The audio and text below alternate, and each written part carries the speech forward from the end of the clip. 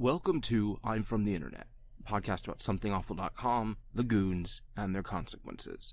I'm jaybrandstetter, and this week we didn't have an episode for you, so I'm taking one of our Patreon bonuses and unlocking it.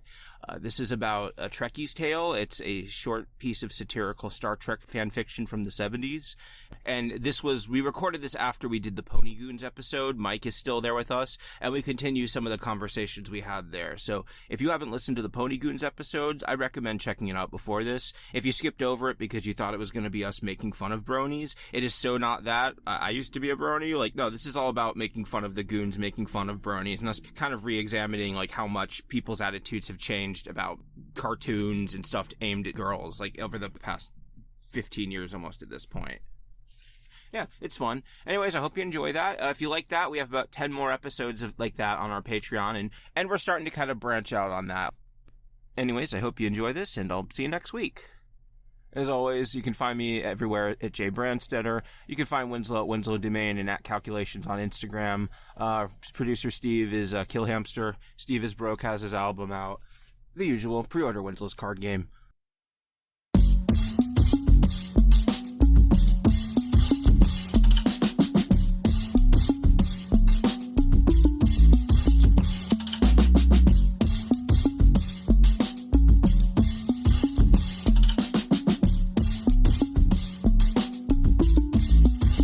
All right, yeah, I don't have a number handy for this one, but it's another bonus episode of the pod.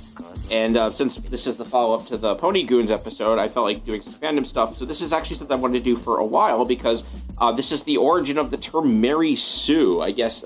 Since we have different fandom backgrounds, what is your relationship with that word? Mike, do you have one? I have an idea.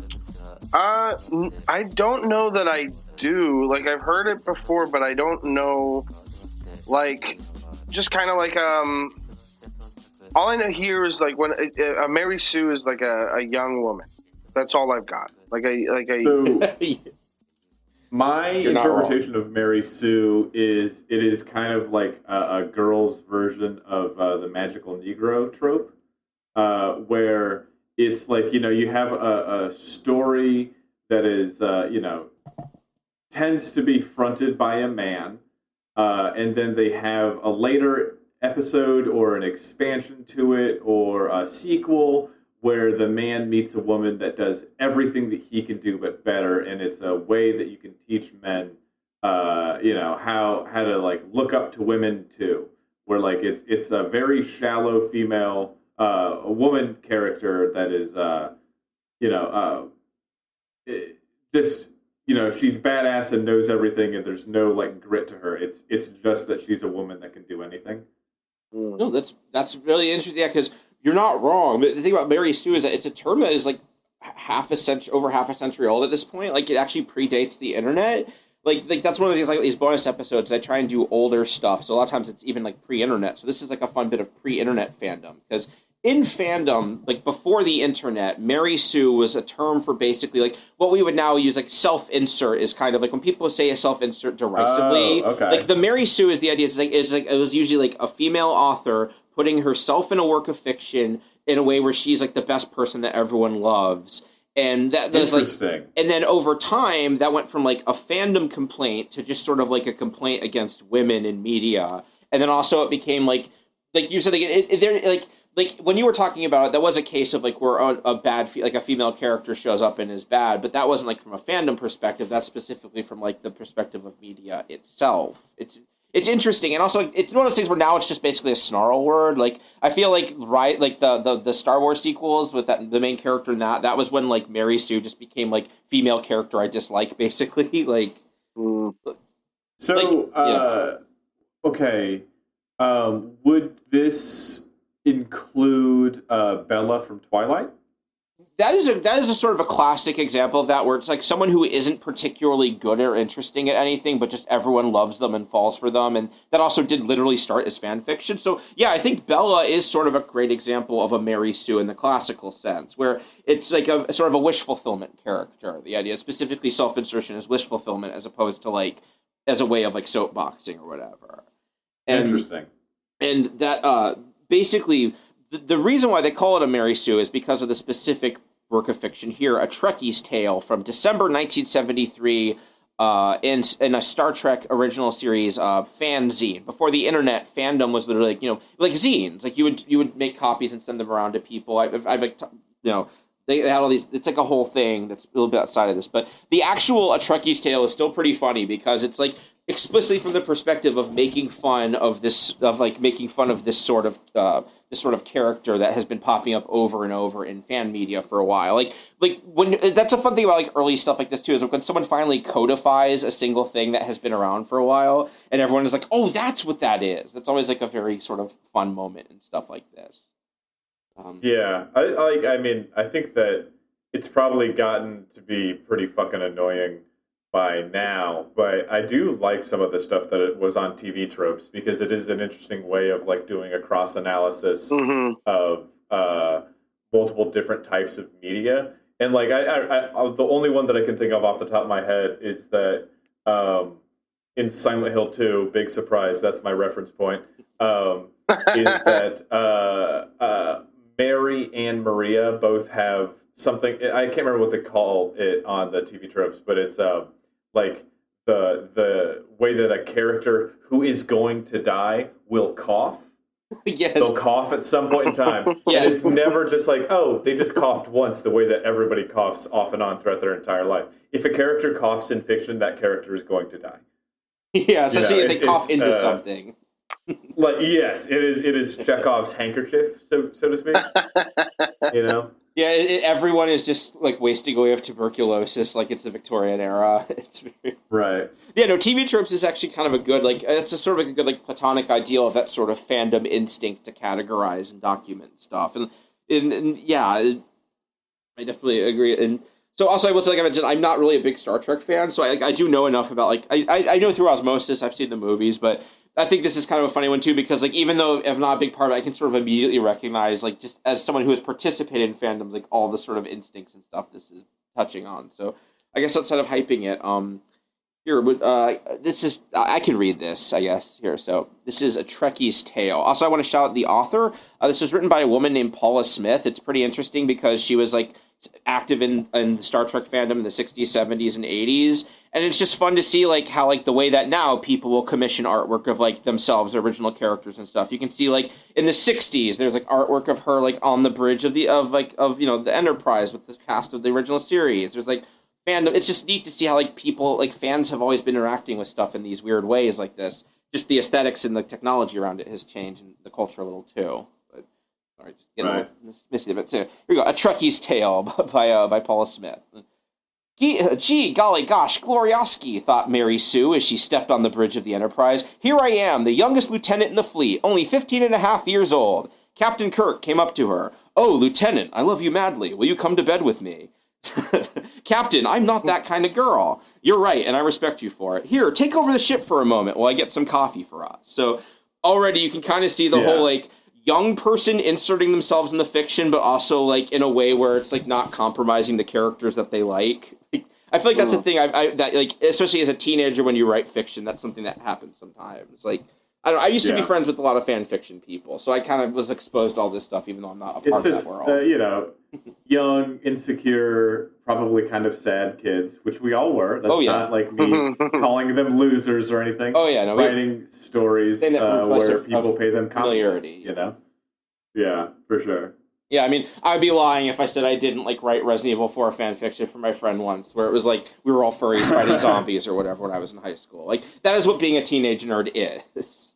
For some people. Yeah, I never wrote fan fiction. I guess I wrote stories that were inspired by things, but, like, I never wrote a story where I put words in a character's mouth. I always thought that, like, the canon is just the canon, and the author's dead kind of thing. The only time I ever did was for comedy, or because it was, like, something a friend was into and I wanted to be supportive of them. But yeah, like, I'm not, I can't really get into I get that there is, like, good writing, and, like, there is stuff that starts as fan fiction. Like, I've written stuff that started as fan fiction, but, like, it's, like, yeah, it is kind of, I'm the same way where it's, like, if you're going to make something, why not put in the extra effort to make something that's, like, actually your thing? Like, especially, there are examples of stuff that started as fan fiction and then became, like, colossal in their own right. Like, 50 Shades of Grey was also fan fiction. Wasn't Twilight also fan fiction? Like, these are, like, franchises at this point that like spun off and made a shit ton of money. Like it's for real. That is true. Yeah, it is. Yeah, or like I think thing. Sorry, I lost my train of thought. They'll come back. Yeah. No, I totally. Yeah. Thanks for subscribing to the Patreon, folks. We're doing our best here. Oh, yeah, it's fun. This is just so to continue. Yeah. There's 3 of us here, and we're all on 2 different phones at the same time. Yeah. Yeah. All right. Mr. Spock came onto the bridge. What are you doing in the command seat, Lieutenant? The captain told me to. Flawlessly logical. I admire your mind. Captain Kirk, Mr. Spock, Dr. McCoy, and Mr. Scott beamed down with Lieutenant Mary Sue to Rigel 37. They were attacked by green androids and thrown into prison. In a moment of weakness, Lieutenant Mary Sue revealed to Mr. Spock that she too was half Vulcan.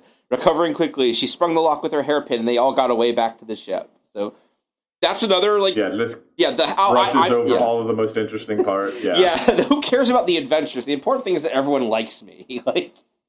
And the whole being half Vulcan, that's so fun. Like I remember, because of when I grew up, my experience was people being like, "Oh, you're a Saiyan too," when they would write like their Dragon Ball Z. You're half Saiyan. That's funny.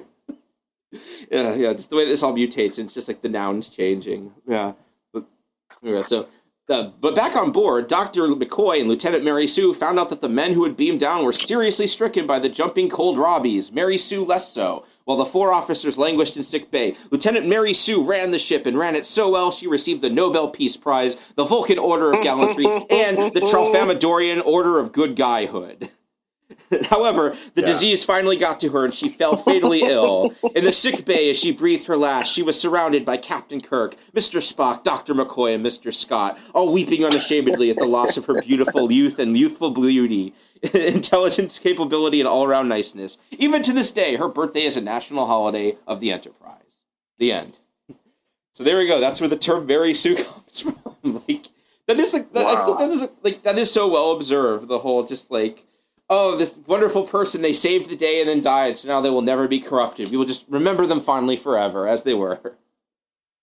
Fascinating. Yeah, that's a funny little glimpse. Mm-hmm.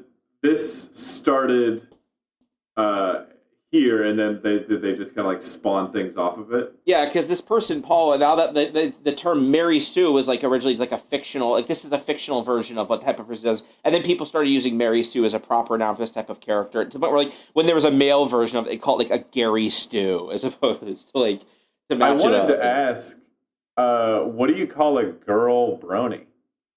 I think that that is interesting. I think like they did call themselves bronies too as well. There was a part of it where I think some of like the older ones was like, I think in general they just called themselves My Little Pony fans, because I think like the whole brony thing was specifically like putting maleness into the fandom, being like, I'm not just a fan of the show, I am a man who is a fan of My Little Pony. I am a brony. And like, but then it kind of became like, well, bronies were just fans of My Little Pony, and then like some women would be like, okay, yeah, I'm a brony too, like, you know. And also, one thing is that there was like with furries, there was a lot of trans people that started out as bronies and like kind of grew up in that. So that further complicates it. Right.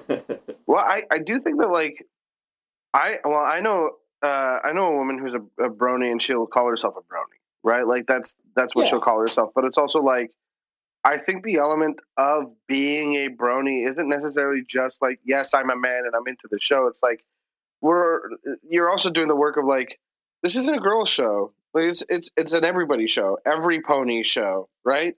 Like, yeah. So like, it to an extent that like, if somebody were to be like, I'm a My Little Pony fan, kind of distancing themselves from the brony community, I would assume that the bronies would be like, please feel free. Like, if you want to, that's your right. You're allowed to like distance yourself from us. But at the very same time, I want you to feel welcome enough to feel that you can use that, even if you're not like a male. Like, even if you're not like a guy being like, I'm a man and I love fucking cartoon pony show. Like, so to me, that's kind of like, it's a fun space to think about. But I also think that it would make the most sense to be brony as like a gender neutral, all inclusive term, even though it began as a not that. Yeah, that's a much smarter way of putting what I was trying. Yeah, exactly. I think in bro in general, like that's been kind of also seen a similar sort of like uncoupling from gender. But I agree. Also, I didn't mention the episode, but it was kind of one of the funny things. The whole point of My Little Pony, that show is supposed to be about, like, friendship. It's literally in the title, Friendship is Magic. It's about, like, making friends with people and accepting them. And that's, like, what the plots would usually be about. Like, there's an early episode where they meet, like, a zebra that is very obviously, like, Africa-coded. And they're like, oh, no, they're different from us. But then it's like, oh, all the stuff we thought was weird is just, like, something we didn't have the context for. They're a regular person. We're friends now. And then the zebra shows up again. And it's, like, just stuff like that. So for people to be, like, really defensive and be like, oh, no, I'm not like them, like, that kind of goes against what the whole fandom is supposed to be, like, built around. It's one of those, and I guess that's sort of, maybe that does make me also realize, it was like a lot of, like, the really egregious bronies, too, like, the thing is, like, they just bounced and found a new fandom. Like, people like that will usually kind of just, like, they're like hermit crabs. They, like, find a community, like, oh, hey, I can live here, and then they live there, and then, like, they kind of suck it up, and like, they find a new one to go to, and that's just kind of how, like, toxic elements of fandoms are. They're like priests. They just, like, transfer to a new one once they are not welcome at the one they're at now. Like, ghetto. Did you see that tweet that was going around for? It's like your all of the jobs that you've ever had listed in order.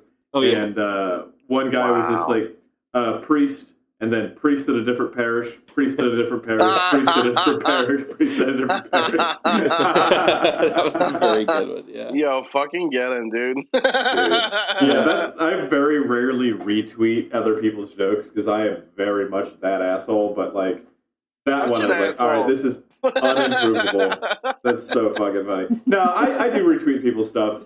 I know you said it, but like, I have seen jokes that you've retweeted. Like, it's not like you haven't, and I know, but it is very fun to just, if you're calling yourself that asshole, I am going to support you by doubling down and calling you that asshole too.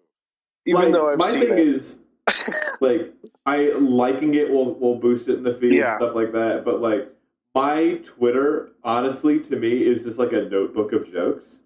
So like, if I'm at a mic and I need a set, I'll just like scroll through my feed. And, like, I don't go on stage and just read tweets. I, like a tweet is, I take, like, a 3-minute bit and boil it down to the single funniest, piece of it. Yeah, it's like the central nugget of the joke, yeah. Right. I mean, my Twitter's just a mishmash of retweeting stuff that, like, here's pro-Palestine, anti-genocide stuff, okay, and also here's my friend's doing an hour in this city, go follow this, or like this magic card is a thing, and then a good joke, and then me asking if anybody else is high right now. Like it's a very dumb feed to be following, but I appreciate anybody who does.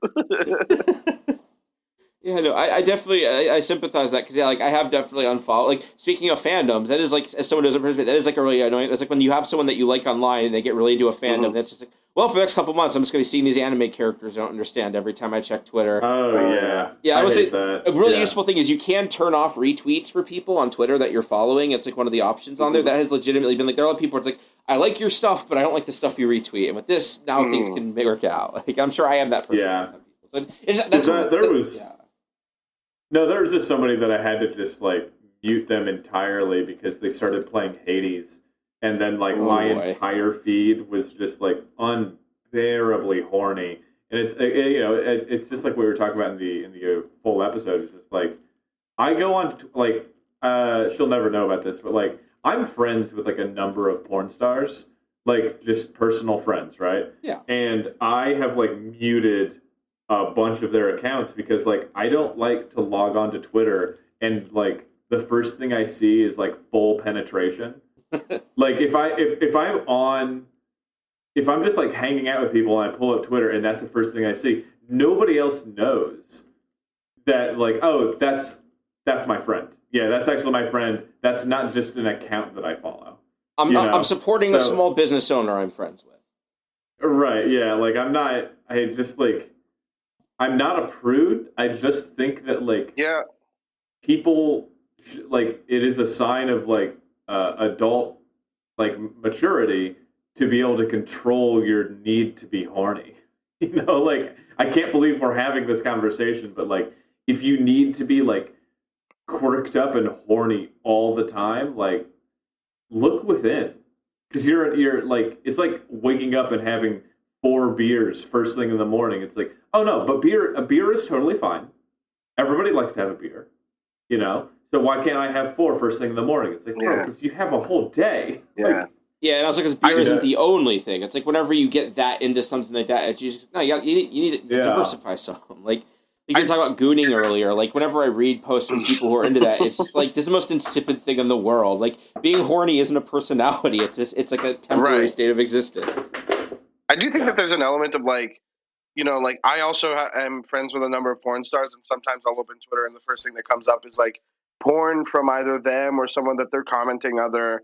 And it's like, you know, it'll come up and I'm not like, oh, Jesus Christ, I gotta shut this down. Or it's kind of like, oh, well, look at that. You know what I mean? It's like, I'm not horny, and sure, it's like, it's popping up, and I'll be like, hey, thumbs up, that's good for you. And then just like scroll down to like a comic saying like, you know, I'm opening for this guy. And then you retweet that. And you're like, that's the experience of being on the internet. Everybody's doing their own things. I don't think it's necessarily like, anybody's going to think that you're that horny all the time, because I'm pretty sure like everybody that we're surrounded by, like in our line of work, like Winslow, I know that you and I can relate to this. Like we know enough people that we're very like close friends with that are sex workers of any kind, like either like on OnlyFans or on like, you know, in like porn production stuff. Like, you know, there's a show in Montreal called A Very Serious Show, and it's run by a cam website. And they bring on comedians to just hang out with a ManyVids porn star who was just there to like hang out and do an interview.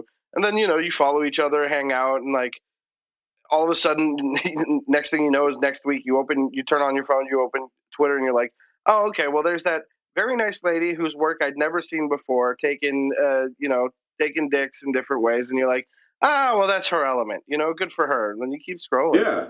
Oh yeah, it's no, like, absolutely no judgment against the gals, you know, like I'm friends with them for a reason. It's just like not what you're here for.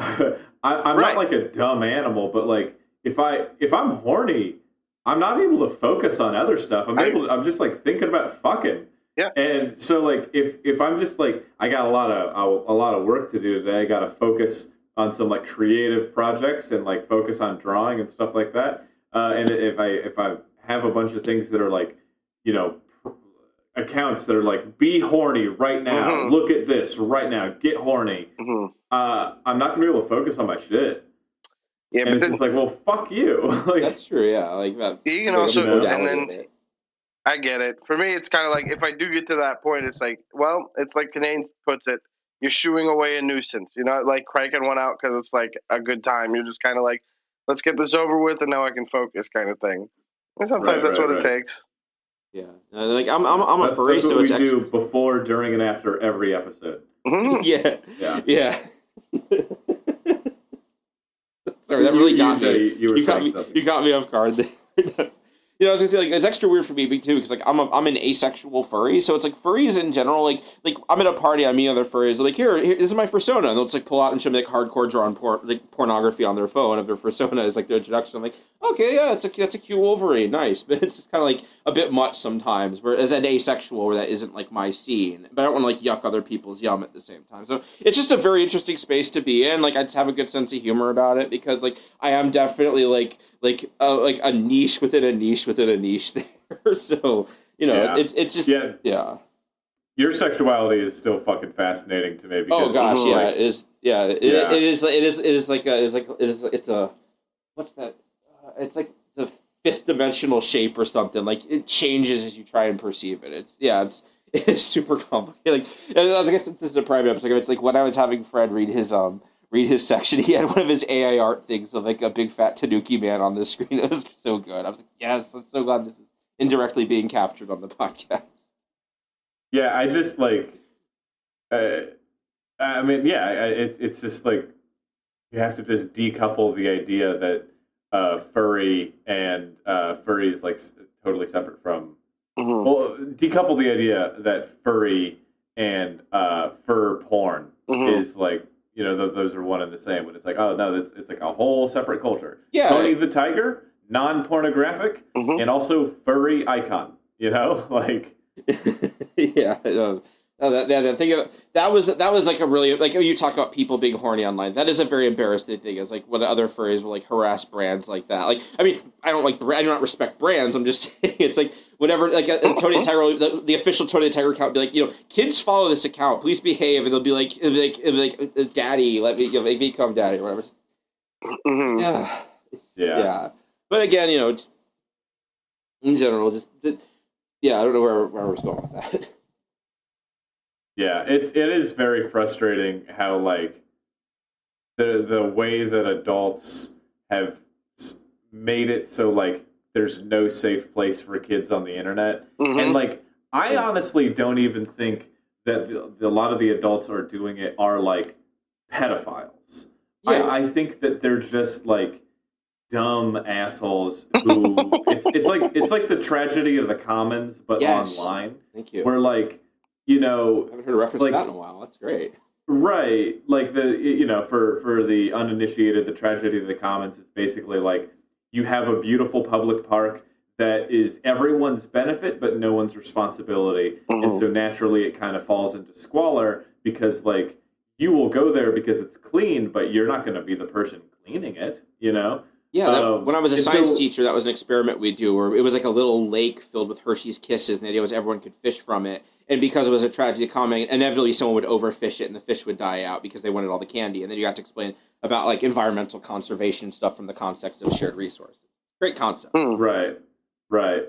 And so what we get with this is just like there's just like nowhere on the internet where it's because there's no way to check if somebody's really a kid. And there's nowhere on the internet where a kid can just be a kid without having pornography shoved at them. Mm-hmm. And like I'm not saying this in like the slippery slope way of saying like if a kid sees porn he's gonna like turn into a trans communist or whatever. Yeah. But just like Jesus Christ, can we just have like flash games and and just having a little bit of silly fun without just being like like AOL had like a kid zone. Back in the day. I mean, like there are a lot of problems with AOL. I mean, there's a whole documentary about that. Like, just like the way that adults will just like storm into a place and just like fire hose it with violence and pornography, just because they know that it's gonna fuck with people. Like I remember like somebody hacked one of my favorite like silly sites. What that me and my friends would go to as a kid, and like now when you go to it, it's just like the background is just a grid of like just like a dog being tortured, and it's just like just for kids. It's just to fuck with kids, and it's just edgelord stupid bullshit. And I'm saying that as someone who like just in the break between recording, I looked at my the comments on my more recent TikTok. And it's just like people just like Heil Hitler 88 all caps like 1488 gas the Jews and people being like nice nose Leibovitz and just like screaming shit at me. And the thing is, some of those accounts are run by Nazis and some of them are just run by 15-year-olds. Mm-hmm. Yeah, there are 15-year-old Nazis, but there's also a lot more 15-year-olds who are just dumb, violent assholes. Mm-hmm. Yeah, you say it's like provocative and it gets a response. Like, yeah, I get it. Right. That was an GT. Yeah, take it from me, the guy who, from the Marilyn Manson subforum. I'm very familiar with a dumb, provocative asshole. But, it's just frustrating. I just want there to be truly, like, a safe place for kids. Yeah, like, my God, why can't we just have that? Yeah, like my thing it's because like the internet now is all commercial and kids don't have money. So like the only way a website for kids can be profitable is if it's advertising to them. And kids instinctively understand that sucks and don't want to be around that unless it's something like that's why like the only like internet stuff that's successful for kids are things like Webkins or whatever, where it's like a product you buy. It's not like a community. And yeah, I don't know how to fix that. Like, I almost feel like PBS. Like, I feel like in the early days of the internet, PBS was actually like, pretty good about making safe spaces for kids. Like, PBS shows would have little communities like you could go to on the 90s. Like, I was on the Zoom community for PBS. You could go there and like submit responses to stuff, and they would show it on their website and everything. Like, something like that where there's not a profit. And also a big part of it too is like in order to make a website child safe is it has to have active moderation. You have to have like adults like that will monitor and keep track of stuff and remove things when people do stuff like that. And that requires like either paying people or having like an existing structure for that, like to recruit moderators from. And it's like that is the weird thing about Roblox is like apparently like whenever like Roblox is very exploitative, but they know that like they need to have their being child friendly is their whole thing. So like they actually like all their chat and stuff is moderated by humans. Like that's why whenever you read exposés about like grooming, it's always and then they went to Discord because you can't talk about this stuff on there. Like that is like it is something that's possible to do. It just takes money and like they do it because they make money exploiting children to make stuff for their game. It sucks, but yeah, and it sucks because I do think that like the internet is a part of daily life, and this idea that like you should just not be allowed to participate until you turn 18 is like that's obviously ludicrous. None of us did that. Like I don't know why we would expect other people to. Like, true, but they do need to have like safe spaces. It sucks that they don't really have those like now that I know about. It's just all like Twitch chats and like Well, I remember the same websites we use. I remember listening to a podcast. I think it was like All Fantasy Everything or something that was like, hey, like where do kids have to like convene? Like I used to love going to a mall with my buddies and just like hanging out. And then it's like if kids go to a mall now, they're gonna be like, hey, you guys are loitering. What are you guys doing here? Yeah, exactly. And like you go to a park and you're like, what are these kids doing at a park? Like, you know what I mean? Yeah, like, and how are they going to get there? They don't have cars. Like, our parents drive places. Yeah, it's like everyone kind of convenes online now. That's something too. Is like when people complain about young people's screen time or them not going outdoors. Like, you spend all your time on your phone watching Netflix and like posting on Facebook. Like, you're just complaining that young people are doing the same thing you do, and you don't like having to see that in them. Like, and I'll say like whenever I see like somebody online being like, I'm punishing my kid by taking away their computer or their phone or something. It's like, do you not realize at what point, like, this isn't just like a punishment because you're taking away a device, but you're like socially isolating them to a degree that is, kind of debilitating at that age. Like, they're not getting that community out of you. Like, right. Like, what the fuck is your community? It's like, I grew up, like, I didn't hang out with any kids in my neighborhood. Not a single one. And because, like, the everything behind my house was just like a concrete wasteland, and so guess what? That's where I went with my friends, But like everything else I did was just like online, online or like go over to somebody else's house, and like I just one of like the truest fucking memes I've ever seen is the thing of just like, well, why don't kids play outside anymore? And it's like, my brother in Christ, this is the outside that you created. And it's that picture of like just endless concrete advertisements and McDonald's and bullshit. And it's just like, there's nowhere for us to fucking play.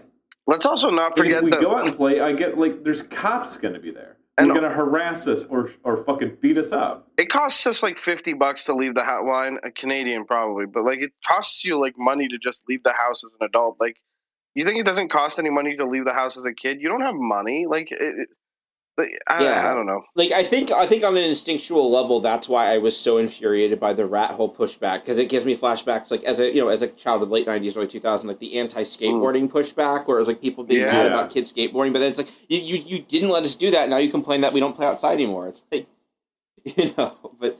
I guess what we're talking about, this reason why I had my phone out was, this did remind me, Dane Cook did a tweet the other day that was like, has been living in my head for a while about this, where he said, this was on the 15th of February, he said, in 1986, you could come home from school, eat a snack, jump on your bike, and ride around all day looking for adventure. And it's like, Gen Xers acting like being latchkey kids was like actually some cool good thing, is like you didn't get to have the internet and infinite entertainment. You didn't get to have like parents that were always in your life, and it's just like, no, it's actually good that I got to just like not have anything to do all day. Like there is nice things about that, but I feel like especially as I'm like aging, like people my age kind of regressing into that sort of like comfortable nostalgia of, man, things were different when I was younger, and that was good. Like, the romanticizing of it all is, to be expected. And I get it, but also I figure for me too personally, it's just like you don't get to choose when you're born or the circumstances you grew up in. So taking pride in them is something that's just like you didn't have anything to do with that. That was how the drapes were here when you moved here. Like you didn't, it's to me, it's just always like sort of like a reduction to the me. It's like that's everyone has this in common, which is why they can talk about it, but it's not particularly interesting. Yeah, it's just frustrating. I've been playing. My girl was watching something on YouTube, so I fired up Command and Conquer Tiberian Sun, and I played that game so much as a kid. I fucking loved it. It was so good, and then I picked it up again, and like this is absolutely no shade to my fallen brothers and sisters at Westwood or to the great Frank Klepacki, but it just doesn't hold up. And like I played it, and like it's like me going and getting a tarot reading now when I've already made my own deck and I know how all of the fucking meat gets made and I know how it's written and I know like all the things you have to do. It's like I know how the magic trick is done. There's no wonder for me. I know that the map is exactly this big, and I know that the AI is going to send out like exploratory units and then a few tanks, and then they're going to try to do an air attack, and then they're going to go back into their cycle of attacks and stuff like that. I know how it's done. It's like a solved game. And so playing it did not take me back to the feeling of hanging out at Brian's house in 2006. Yeah. That's really good. I know exactly what you mean. I went through something like that kind of similarly, where I don't really play video games very much, but recently the Grand Theft Auto like remasters were on sale, and I was like, I haven't played those games since I was a teenager, and like it's like they don't hold up because it's like at the time it's like check it out, it's an open world, you can go around and drive, and it's like now every game does that. So what is it? It's like it's like at the time the idea of just existing in this space while you hang out with your friends or like relax after school or whatever was in itself super compelling, and now it's just like. Yeah, you can't go back to that now. Like, the context around it has changed. And also, it's like, I'm not 16 anymore. All the, like, 69 law humor doesn't work for me anymore. Like, yeah, dude, that shit did not age. No, that's a big part of it, too. It's like, I've seen all the stuff they're ripping off. This doesn't impress me anymore now. Yeah. And, like, it's so funny that, like, the Grand Theft Auto fanboys are, like, the just... most dog dick ignorant fucks on the planet, but like the humor that they're defending is just like a joke that for like Grand Theft Auto 3, right? They have a billboard for like a German beer called like Pisswater, and it's like piss water. Get it? It's like piss water. Do you get it? It's like piss water, and they're doing jokes about piss water for Grand Theft Auto 6. And to give you a perspective, I bought a copy of like the Ultimate Platinum Edition of Grand Theft Auto 5 for my like awful girlfriend that I was dating before I moved to Chicago. That was a decade ago.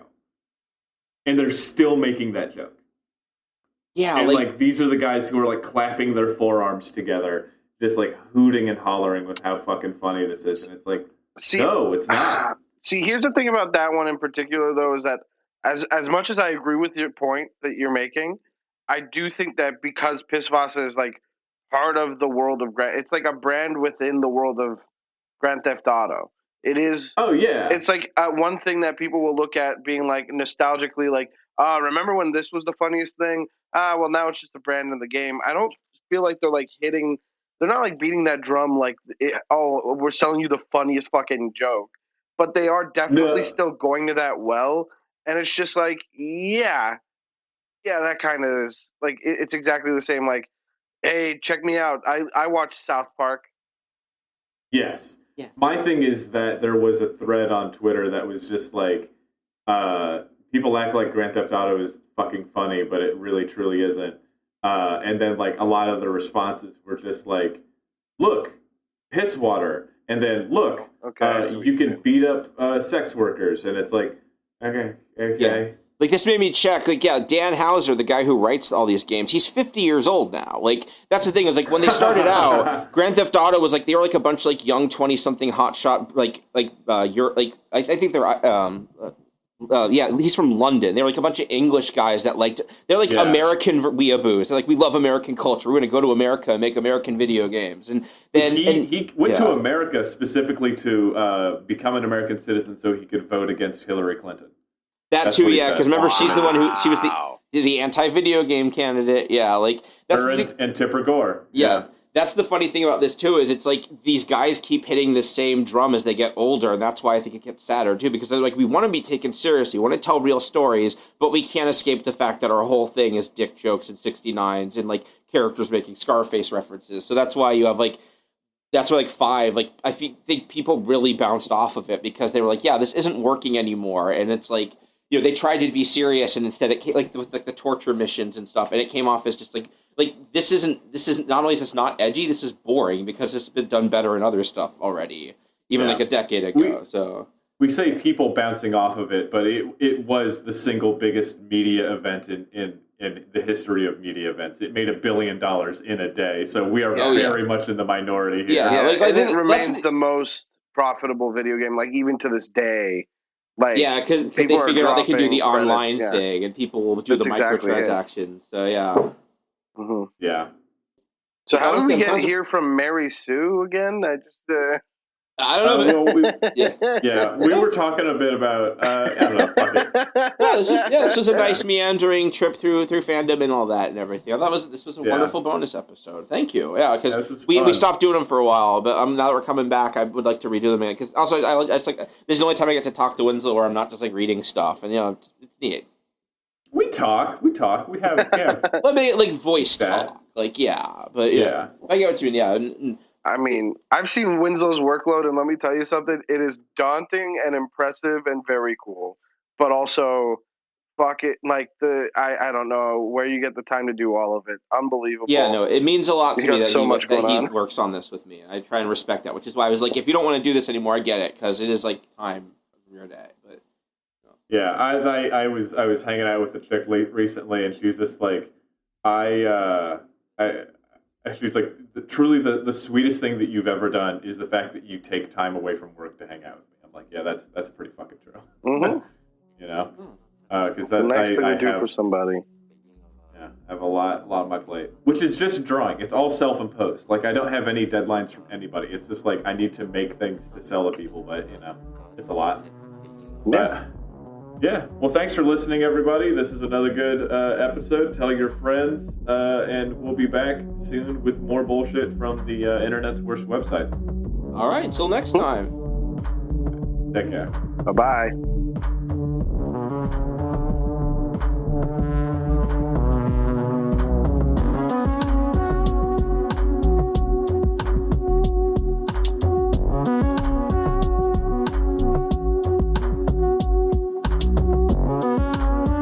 I'm From the Internet is created by jaybrandstetter and Winslow Domain. Edited by Steve Brown. Music by Steve Isbrook.